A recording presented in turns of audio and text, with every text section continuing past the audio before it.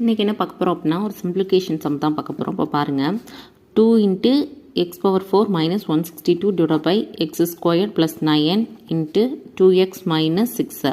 ஓகேவா, அதை எப்படி எழுதலாம்? 2வை காமனாக எடுத்துகிட்டு x power 4 minus 81 அப்படின்னு எழுதலாமா? இங்கே என்ன எழுதலாம்? x squared minus 3 squared அப்படின்னு எழுதலாம். சரியா, இங்கே என்ன எழுதலாம்னா 2வை காமனாக எடுத்துடலாம். இந்த இதிலேருந்து 2வை காமனாக எடுத்துட்டா x minus 3 அப்படிங்கிறது கிடைக்கும்.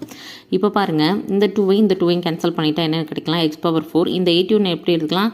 3 power 4 அப்படின்னு எழுதலாம். சரியா, இப்போ x squared plus 3 squared. சரியா, இதை எப்படி வச்சுக்கலாம்? x minus 3. அடுத்து பாருங்கள், இதை எப்படி எழுதலாம் அப்படின்னா x squared power 2 minus 3 squared power 2. சரியா, இதை x squared plus 3 squared into x minus 3. இதை எப்படி எழுதலாம்?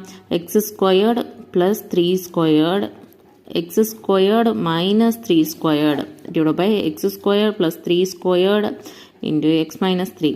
ஓகேவா, இதையும் கேன்சல் பண்ணிட்டா x squared minus 3 squared divided by x minus 3. இதை எப்படி எழுதலாம்? x minus 3 into x plus 3 divided by x minus 3. அப்போ இதுவும் கேன்சல் ஆயிடுச்சுன்னா என்னென்ன ஆன்சர் வரும்? நமக்கு x minus 3 டிவைட், அவ்வளோதான். x minus 3 x minus 3 தான் கேன்சல் ஆகும். x plus 3 அப்படியே வரும். So x plus 3. சரியா, ஆன்சர் வந்து x plus 3. தேங்க்யூ.